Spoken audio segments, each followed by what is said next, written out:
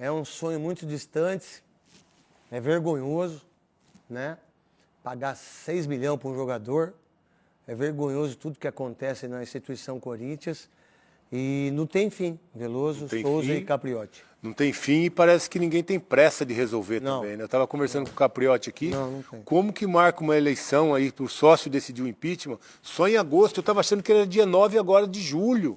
Mas é só de agosto. Você viu a fala do André Ramalho? Isso tudo atrapalha demais, a gente não sabe o que está acontecendo. E o Garro? A insegurança para jogar, o Garro também falou que isso atrapalha o campo. O André também fala, a gente não sabe o que está acontecendo, a gente não sabe o que vai acontecer. Então isso tem que ser resolvido rápido, mas parece que ninguém tem pressa de resolver as coisas no Corinthians. Parabéns a Gaviões da Fiel, que está fazendo 56 anos hoje. Souza, o que você pensa que você deu risada aí, né? Eu dei por causa da aventura, né? Ele chamou para vender a aventura, ele falou, você me chama de aventureiro? Ele ganhou um título paulista, hein? Fazia 6 anos que ele não ganhava. É, mas o valor foi alto desse título paulista, viu? Foi bastante, né? É. Bastante. Pô, e do Andrés, do Willian, do Roberto, do Mário Góes. 7 milhões de reais. É muito louco isso. Do Alibe. A diária de onde o cara mora é 9 absurdo, mil reais cara. para o cara morar numa suíte presidencial com 1.000 metros quadrados, 2 carros, 2 motoristas. E o carro? Você viu o carro chegando? Acho que é o Lincoln, né? É, o Cadillac. Cadillac. Os caras deram um Cadillac para ele. Não tem Fusca. Blindado ainda. Blindado ainda pro cara. Vocês estão de sacanagem. Quem dirige... Vão acabar com o Corinthians, velho. Cara, quem dirige o Corinthians tem que fazer 2 escolhas às vezes. O quê? Ter humildade, dar um passo atrás, reconhecer... Não, vários passos. E reconhecer o momento, ou gastar o que não pode, sempre decide gastar o que não pode. É uma vergonha, né? O Corinthians é uma vergonha, é caso de polícia. Infelizmente, o que já é, né? Então, caso de polícia. O Corinthians é caso de polícia e... quem colocou o Corinthians nessa situação segue aí, livre, não é? Segue aí, muitas vezes dando as cartas ainda no Parque São Jorge. É lamentável e precisou vir um argentino aqui para falar a verdade. Essa bagunça, essa confusão interfere no time. Interfere no time. Rodrigo Garro. É isso. Então, o Corinthians, infelizmente, teria que recomeçar do zero, estatutariamente falando, recomeçar do zero para ver se administrativamente ressurge. Só para dar um gás aí, 3 administrações do Palmeiras. Foram 8 anos? Foi 4 do Paulo Nobre, 5 do Gagliotti e a gente está no 3º ano da lei. Quantos anos dá? De 2015 para cá, né? 12 anos. 12 anos. O Corinthians em 12 anos, não sei se consegue. O que o Palmeiras administra hoje. Desculpa. Essa é a verdade. Doa quem doer. Aqueles que não gostam do que eu falo, desliga e vai para outro canal. O Corinthians há 12 anos era o quê? Campeão do mundo. Onde está o Corinthians hoje? Pagando pau para Memphis Depay. Para falar um pouquinho do dia no Corinthians, que hoje realizou um treino aberto aos veículos de imprensa no CT Doutor Joaquim Grava. Atividade em 2 períodos. Eu marquei presença e pude acompanhar boa parte dos trabalhos do técnico Dorival Júnior dentro de campo. Inicialmente um aquecimento, como normal, e posteriormente uma atividade tática em que a gente pôde acompanhar algumas das movimentações que o treinador pretende implementar à equipe.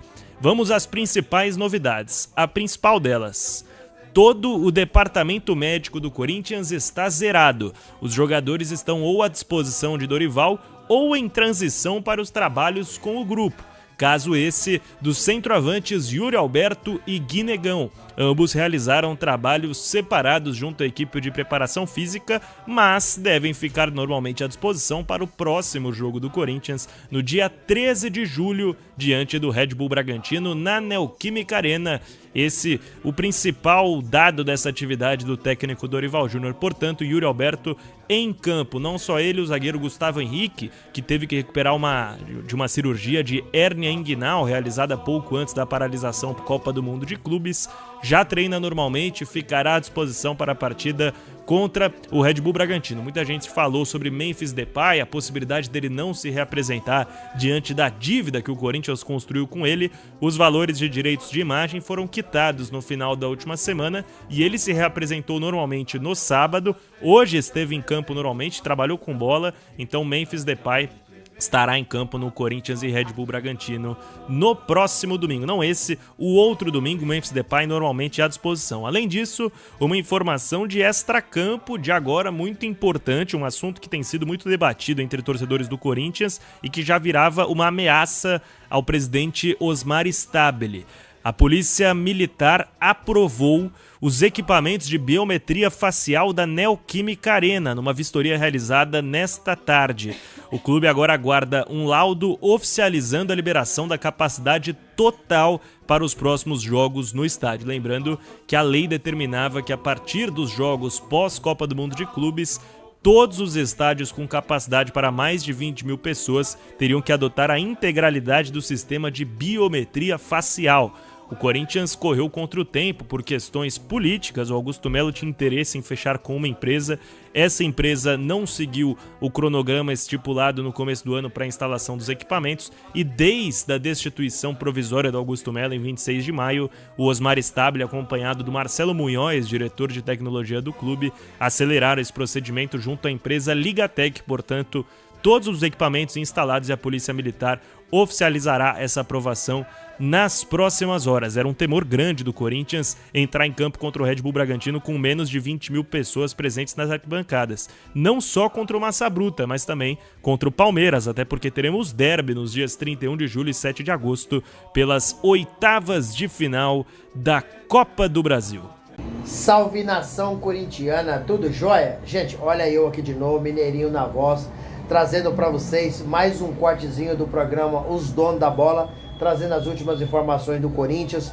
A partir desse momento a gente vai reagir, vai repercutir a todas essas informações e vamos iniciar o vídeo falando um pouquinho de Rodrigo Garro, que está um pouco incomodado com a estabilidade política do Corinthians e pretende deixar o timão na próxima janela que se abre dia 10 de julho.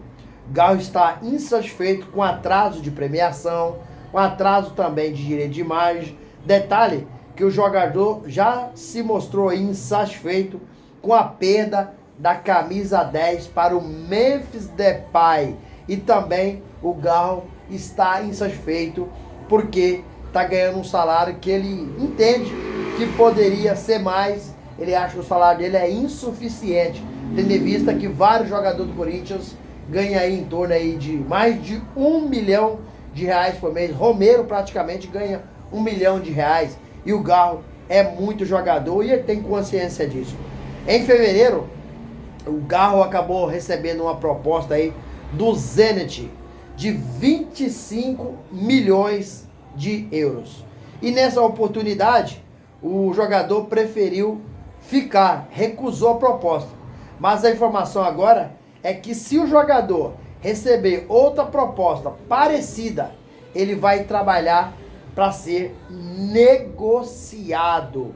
Antes do período de parada aí para as férias, para o Super Mundial de Clubes, o diretor executivo do Corinthians, Fabinho Soldado, sentou com o argentino Rodrigo Garro e conversou com o jogador, destacando aí a importância dele para o elenco do Corinthians e também na formação do elenco para a próxima temporada, a importância do Rodrigo Garro, né?